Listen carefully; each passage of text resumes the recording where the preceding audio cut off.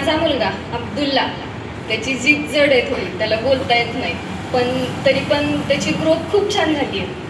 तो नर्सरीला होता तेव्हा त्याला ABCD फक्त बोलता येत होती, त्याला लिहिता येत नव्हतं, त्याला रेकग्नायझेशन जमत नव्हतं.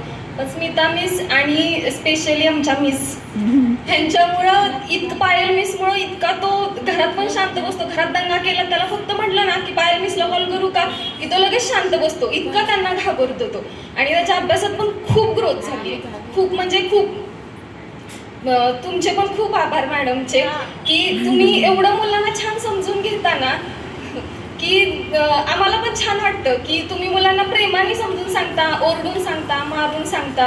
तुमचे खूप खूप थँक्यू. तुमच्यामुळे आमच्या मुलांना खूप छान वळण लागले. एका जागी बसून जेवायचं, मोबाईल बघायचं नाही, स्पेशली मोबाईलची ऍक्टिव्हिटी खूप फरक पडलाय. माझ्या मुलाला खूप वेळ होतं मोबाईलचं. आता मोबाईल हातात दिला ना की तो म्हणतो नको पायल मिस ओरडे, नको प्रिन्सिपल मिस ओरडतील, आशा मिस ओरडतील, नको मला मोबाईल. आम्ही कधी कधी बोलायला मिळालं नाही की त्याला जबरदस्ती मोबाईल देतो.